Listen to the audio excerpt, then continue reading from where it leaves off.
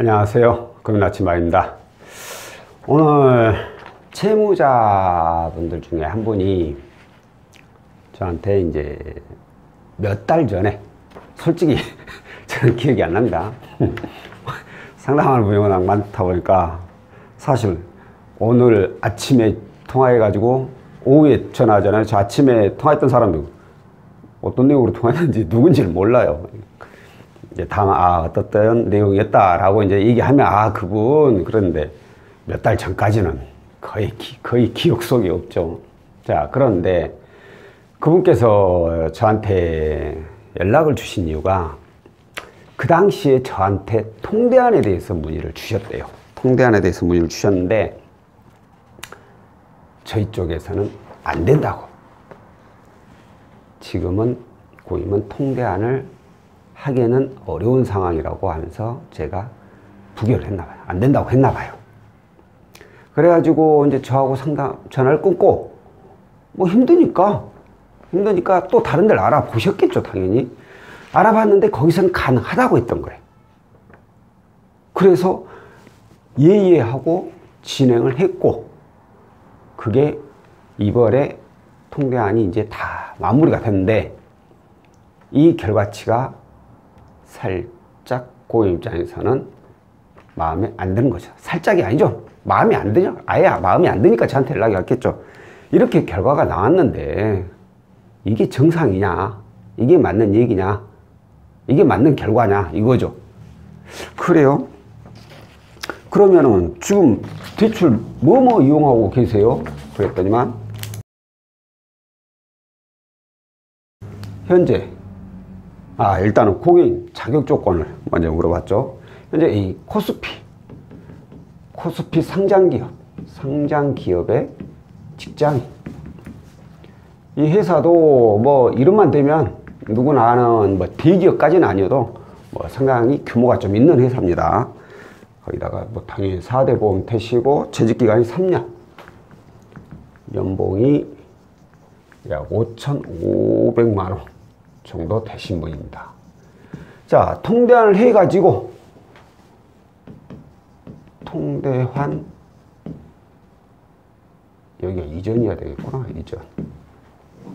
여기가 통대한 이후. 이렇게 적으려면 이전 걸 제가 먼저.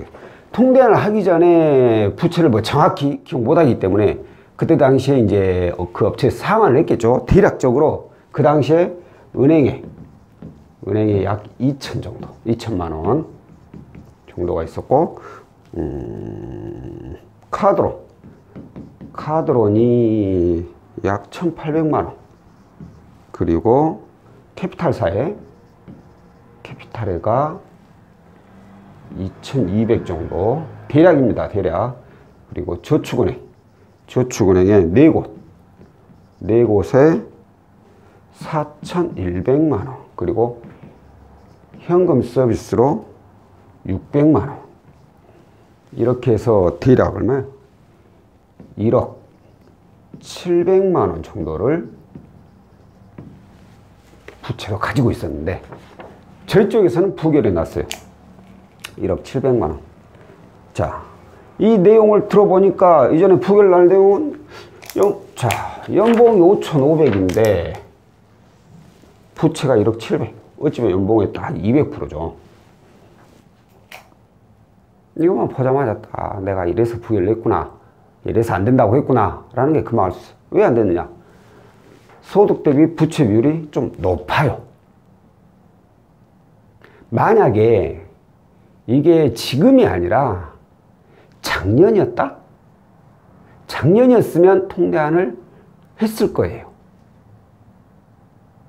그럼 왜 작년하고 올해하고 이렇게 차이가 나요? 라고 할 수 있는데, 여러분들도 대충 눈치는 챘겠지만 뉴스 많이 들었죠? 아주 이놈의 정부가 가계자금, 가계대출 줄이라고 연병을 해갖고 은행에서 대출이 잘 안 나와.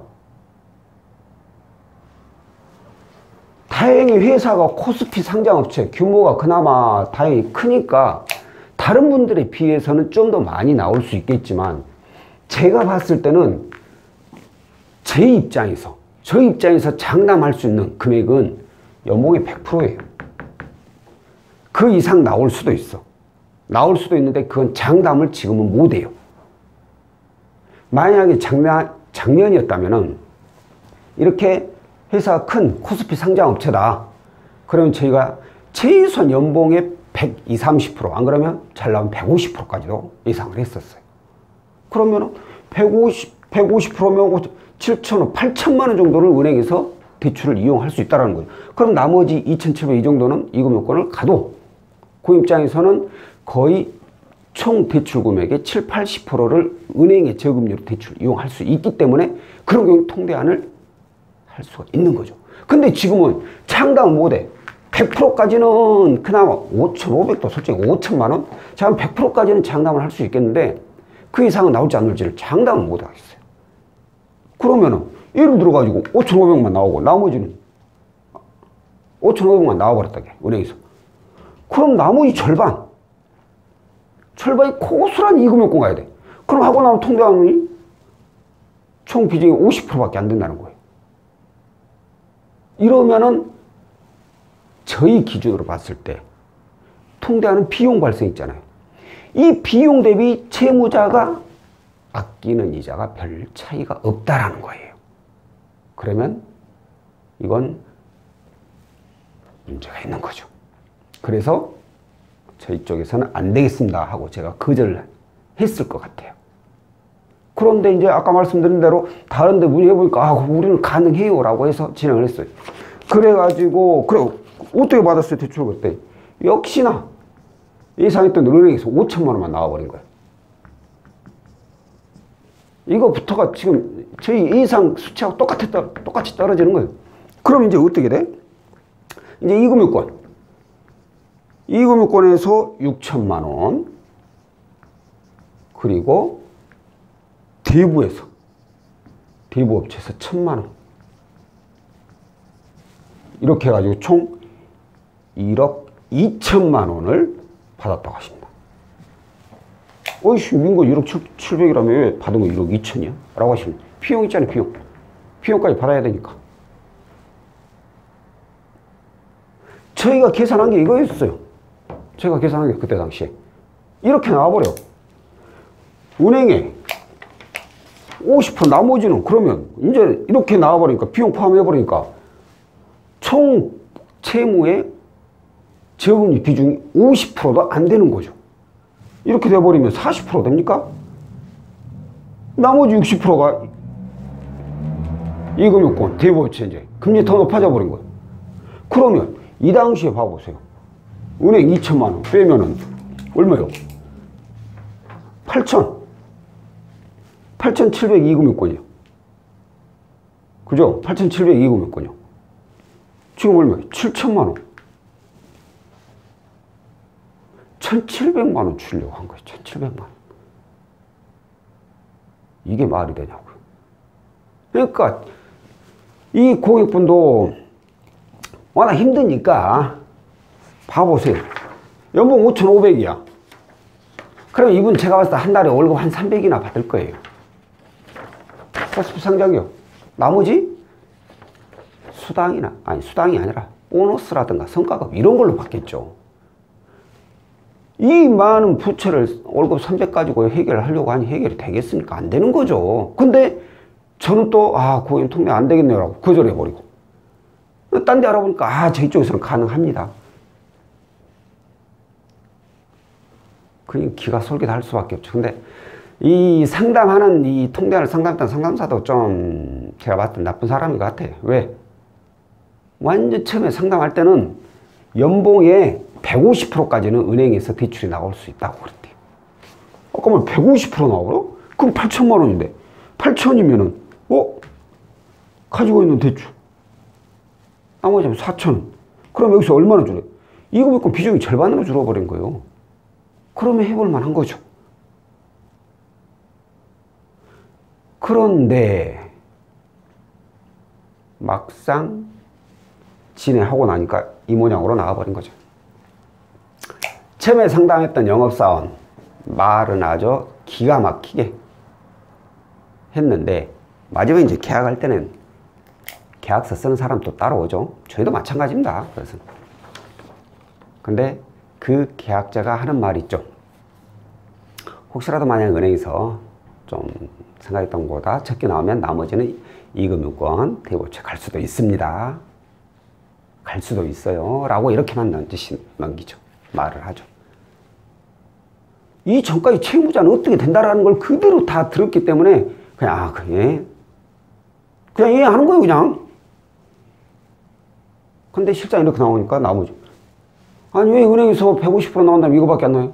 그래서 저희가 안 나와 만약에 예상대로 안 나오면 나머지 이금융권 대부분 간다고 했잖아요.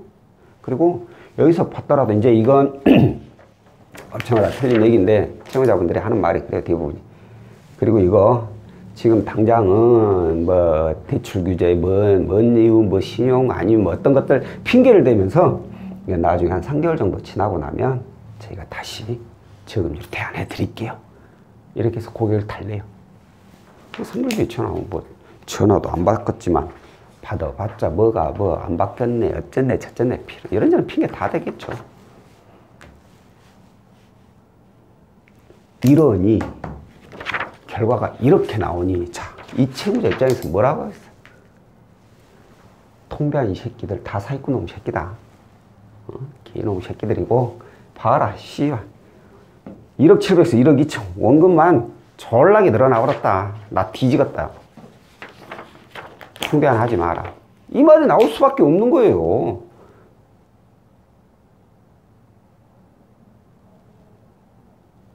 인터넷 뒤져봐. 다는 아니지만 그런 소리 많잖아요. 통대하는 사기다. 원금만 늘어난다. 자, 그러면 이걸 다시 한번 생각을 해볼까. 저희 쪽에다가 문의를 했지만 저희 쪽에서는 부채 비율이 높아서 안 된다고 했다고 했어요. 그죠?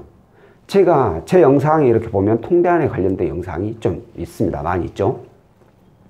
그러면서 제가 통대안 할 때는 한 업체만 알아보지 말았죠. 여기저기 알아보랬죠. 근데 알아본 업체에서 한두 군데가 무슨 이유 때문에 이건 통대안 하시면 안 돼요 라고 했을 경우에는 그 결과를 절대 낙관적으로 생각하지 말라고 했죠. 만약에 다른 데서 진행을 하더라도 좋은 결과가 안 나올 확률이 높다고. 왜? 통대안 하는 사람들이 이 결과를 만약 이걸 은행에서 150% 나올 정도로 알고 있다면 왜 안 하겠어요? 당연히 일을 해야 자기들도 돈을 버는데.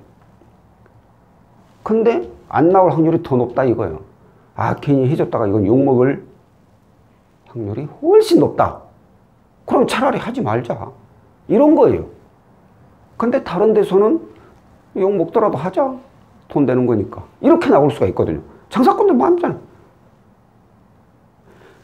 통대안 하는 이런 상황에서 통대안을 했던 이 업체도 문제지만 채무자도 문제인 거죠. 이것은. 제 얘기를 들었다면, 제 얘기를 들었다는 가정하에. 근데 이분은 제 얘기를 들었잖아요. 하면 안 되는 상황이죠. 이런 분들의 경우 제가 보통 문의가 오면은 지금 부채 비율이 많이 높으니까 내년 한 2, 3월쯤에 연락을 달라고 그래요. 왜? 일단 내년 모든 은행에서 돈을 그나마 많이 풀 때가 연초예요. 연초. 대출도 좀 더 잘 나오고 거기에다가 내년이면 또 대선 있잖아요. 그래서 뭔가가 좀 정책이 바뀔 수도 있어요. 뭐 어떤 분들은 내년에 뭐 대출을 더 조인다는데 가능하겠어요? 그러면 내년에 더 조이면 올해 조금이라도 풀어져 있을 때 이렇게 결과 나와도 하자고? 이건 말이 안 되는 거죠. 그죠? 그래서 내년에나 연락을 한번 주세요. 어찌 보면 또 내년 되면은 부채는 줄어들 거 아니에요. 몇 개월 지나야 되니까. 부채가 줄어들면 그만큼 은행 비중이 좀 낮더라도 총 합계 따지면 은행 비중은 더 높아지는 거잖아요. 그때 해야지 그나마 그 결과가 100% 만족은 아니더라도 그래도 어느 정도는 만족스럽게 나오는 거죠.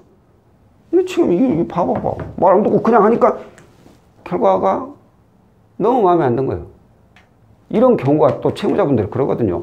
당장 힘드니까 화장실 들어가기 전이잖아. 죽겠어. 곧 나올 것 같아. 무슨 말하면 뭔 말을 다 들어줄 것 같아. 화장실 딱 들어갔다 나오게 이제 후련하게 쏟아놓고 나니까 이제 그때서야 맑은 정신으로 생각을 하는 거죠. 아이씨, 기식기들. 새꼬 놈들이더라. 통대하는 며칠 늦어진다고 해서, 며칠 늦게 시작한다고 해서 뭐 상품이 없어지거나 뭐가 갑작스럽게 변동이 되거나 그런 거 없어요. 충분히 여러 군데를 생각을 해보고, 상담을 해보고 어디 한두 군데라도 안 된다, 거절을 하는 곳이 있다라면 반드시 본인이 가지고 있는 이 자격 조건에 문제가 어느 정도 있다라고 생각을 해야 돼요. 그런데도 가능한 곳이 있다, 진행해준다 했을 때 이 부분에 대해서 이제 철저하게 물어봐야 돼. 이 사람들한테 어떻게 할 것이고, 어떤 결과가 나올 것이고, 안 됐을 경우에 어떻게 해줄 것인지. 이분 저한테 그런 거예요.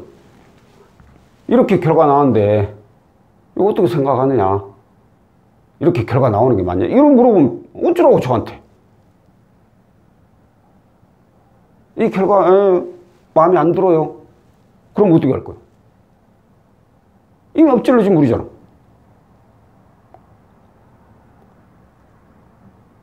이거 뭐 결과 내놓고 이미 다 해놓고 물어보는 건 의미 없는 거예요. 이쪽 업체에서는 안 되고 여기서는 된다는데 이쪽 업체 믿어도 됩니까? 라고 또 물어보는 분들이 많이 계시거든요. 모르죠. 그 사람들이 어떤 사람인지, 믿어도 되는 사람인지 말아야 되는 사람인지. 그리고 이렇게 뭐 결과가 좋게 뭐 은행에서 150% 빼줄 수 있다는데 그거 믿어도 그것도 모르죠. 왜?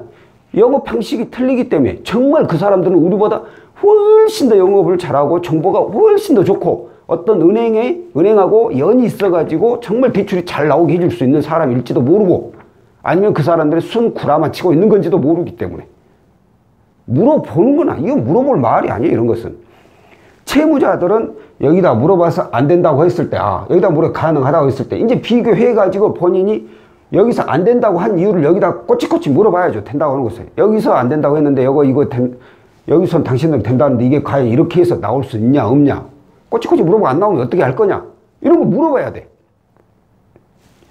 여기다 물어보는 건 잘못된 물음이죠. 이건 해당 당사 그 업체에다 물어봐야죠. 궁금한 것은. 그리고 나서 본인이 이제 결정을 하는 거예요. 그래, 너희들 한 번씩 결과가 어떻게 나오더라도 너희들 말하는 거 보니까 믿을만하다, 믿고 하자. 결과 책임은 본인의 몫이에요. 어쩔 수 없어. 그래서 진행하시거나, 아니면 얘기 들어보니까 이거 뭔가 찝찝하다, 간두자 하고 시간을 이쪽 안 된다고 하는 데서 가능한 상황이 되는 그 조건을 얘기해 줄 거예요. 그 조건이 맞춰질 때까지 기다렸다가 그때 하시거나, 그런 방식으로 해야지 그냥 당장 급한 마음에 그냥 영업사원들 말만 믿고 했다가는 더 큰 문제가 발생될 수 있습니다. 자, 오늘은 통대하는 사기다, 원금만 늘어난다, 왜 이런 말이 나오는지, 여러 가지 또 사유가 있겠죠. 이거 말고도 또 있겠지만 일단 이 부채 비율 하나만 가지고 일단 제가 말씀을 드려봤고요. 다음번에는 또 다른 내용으로 찾아뵙도록 하겠습니다. 고맙습니다.